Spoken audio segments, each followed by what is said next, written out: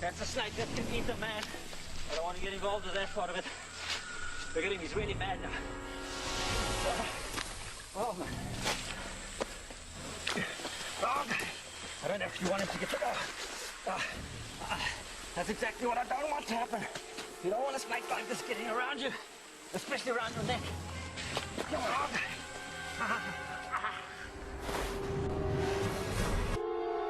Ever since I can remember, I've been interested in dangerous and exotic wildlife. But for the past 10 years or so, I've earned my living from photography. Traveling from my home in southern Africa to the ends of the earth to photograph some of the rarest and deadliest creatures in the world.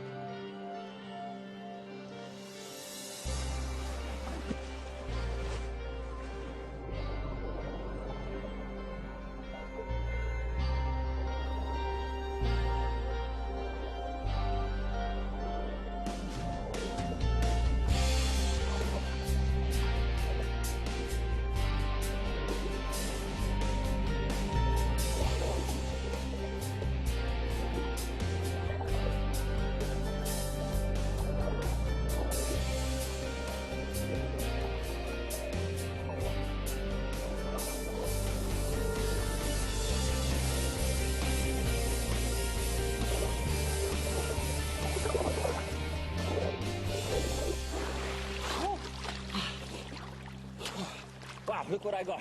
A banded sea crate. That's an incredible snake. It's the most unusual snake. Not only are these snakes completely at home on land, they're just as at home in water. And if you look at his tail, you can see quite clearly he's got a specially flattened tail, which makes it very possible for him to swim at great speeds and at great depths. Very good swimmers, very agile under the water. These are highly venomous snakes. In fact, they're one of the most venomous snakes in the world. But few people ever come into contact with them. So we have very few bites ever recorded. Of course, they're venomous for one purpose only, to catch their food prey, which is usually fish or eels. And venom is very toxic to those animals. But of course, obviously dangerous to humans as well. Isn't that a gorgeous snake? Just look at that. Oh, fantastic, man. It's such a pity that people are actually so nervous of snakes. Snakes fear people as much as people fear snakes, and mostly the snake is actually trying to get away. There are one or two exceptions, though. There are a few snakes in the world that actually grow so large that they can actually constrict and swallow human beings. These giant snakes know no fear and could quite easily swallow a human being with no effort at all. So I'm going to catch one of these giant snakes. The best place I can possibly go is Borneo. It's incredible to think that in the 21st century, there are still places on the planet that remain unexplored.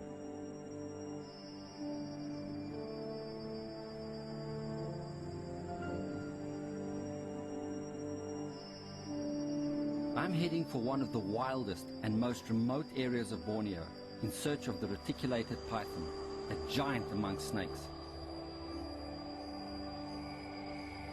Cleverly camouflaged with a reticulated or net-like pattern of scales, this is the ultimate predator.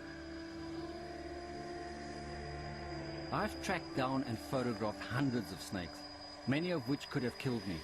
But it's very unusual to come face to face with a snake that could actually swallow me whole.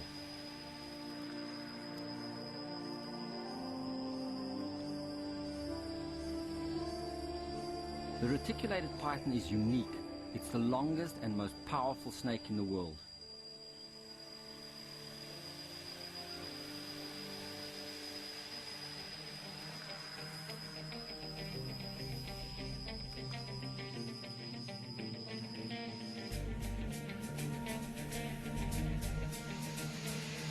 I suspected that the first stage of my journey was going to be the easy part.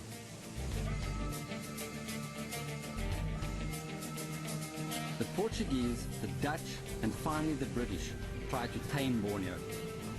The British even built a railway, but they found the land too wild and difficult to cross, and they didn't get far.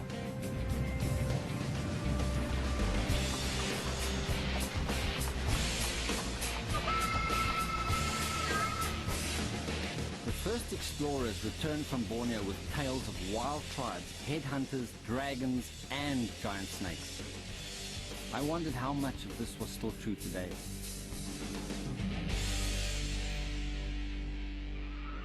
I was heading deep into the heart of Borneo, the largest island in the South China Sea. And where I was heading, there were no maps.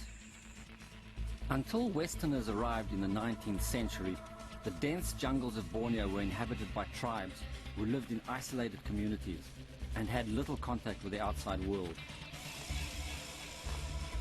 The traditional dwelling is the longhouse, home to many generations of the same family.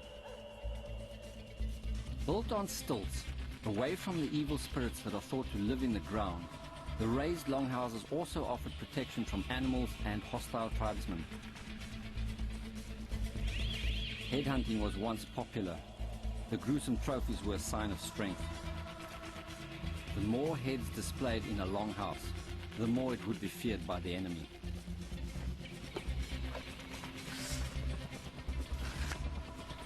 Lorraine, how much? 20 ringgit. Yeah, good. Snake man. Yeah, Snake Man, eh? You recognize that, eh? Yeah. I wanted to catch a ride on one of the trucks heading out of the village. I just hope the driver's headhunting days are over.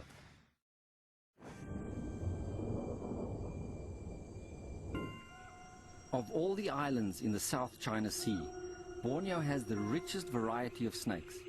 There are more than 150 different species. But of all the different species, the one that is feared the most, the one that I have come in search of, is the reticulated python. These giant snakes are thought to reach lengths of 30 feet or more and are known to have killed and consumed human beings.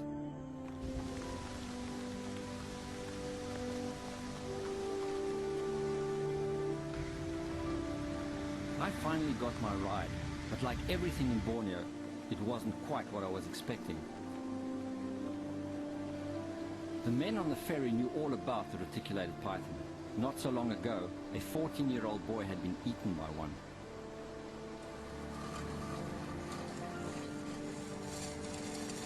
People in Borneo have learned to live with snakes, and as I left the river, I was to have a chance encounter.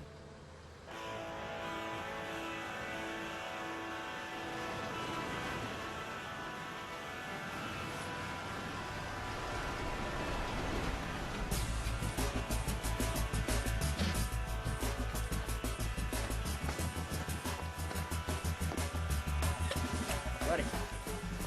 It's a little cobra, a little spitting cobra. They have this ability to spray venom, which is a lot more dangerous, and it's a defense mechanism. My tongs are vital in situations like this, allowing me to handle dangerous snakes securely but gently. He's actually quite young, so I could imagine he could actually spit about 2 meters. But it comes out in a spray. Covers your whole body. It's a neurotoxic venom they have, a nerve-destroying venom. It's very powerful. One drop into your bloodstream is enough to actually kill a human being. But as I say, spitting in the eyes, self-defense, okay, that could blind you, and that would be a problem. But he's such a tiny little guy, but he's so brave. Isn't that incredible? And he's still very nervous. He bounces around all the time. Yeah. These snakes have got no ears. They don't hear airborne sounds. They've got internal ears. They can pick up vibrations, so he's very nervous. Their eyesight's not even that good. So the slightest movement attracts his attention. Luckily, I was wearing my sunglasses, so my eyes were protected. To be safe, all I had to do was to remember to keep my mouth shut. Unfortunately, this is something that does not come naturally to me. The venom's so potent, you would be in trouble. You don't want to get bitten by a cobra ever. Yeah, he's actually well-behaved guy. He's just watching. He doesn't want to waste his venom. He would rather get away if he could. He just warns me all the time. Well, you're so furious. Eh? He says, I'm just a teenager, man. I don't know how to handle this kind of stress. All right, I'm going to let him go. Okay, let's put him back where he was going. He was heading across the road. We'll just let him go further across the road.